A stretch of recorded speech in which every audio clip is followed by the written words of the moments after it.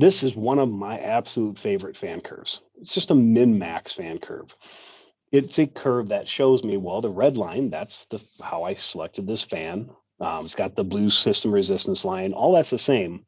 But now I'm throwing in a green curve. That green curve represents the motor that's initially on this fan has the ability to get up to 1530 fan RPM. So that's how much I have to turn up.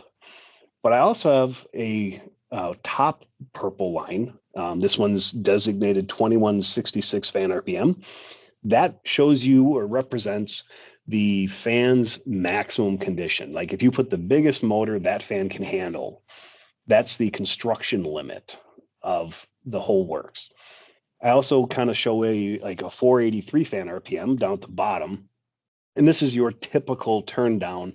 It's either shown, like if it's an EC motor or has a VFD, it's going to show you like that 75, 80% turn down. Sometimes it'll show you like a 20 Hertz, wherever you feel your bottom is. This is kind of representing kind of a 20 Hertz turn down. So you can get a little lower than that yet on typical VFDs. But it's for kind of guidance to bracket what is my capability with the fan I've just picked. So I do not pick a variable speed fan without looking at this curve. Is there a question that you want me to hit before we move on? Yeah, Greg, I think this is a great fan curve and slide to answer this question in the chat. Jake asks, the brake horsepower curve is only for the labeled RPM. Is that correct? That is correct. So you have two brake horsepower curves?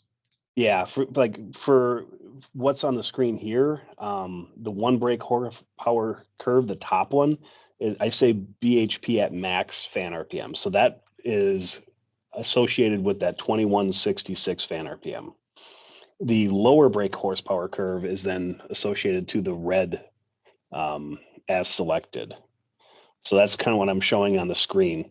So in this scenario, I need 0.85 brake horsepower for what I needed at, that 1200 CFM. But I'm showing you that this fan with the biggest motor possible, I could actually hit, about 1800 CFM at 4.5 inches of static pressure. But at that point, I would need, a 3 horsepower or maybe even a little bit better motor to get to that RPM. Great question. Any others, or should we keep going?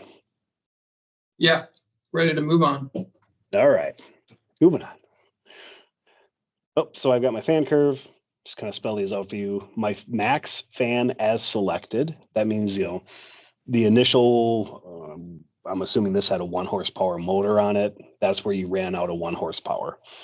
I've got my minimum and I got my maximum fan construction curve. Like I said, this is a very valuable curve. There are programs out there like eCaps.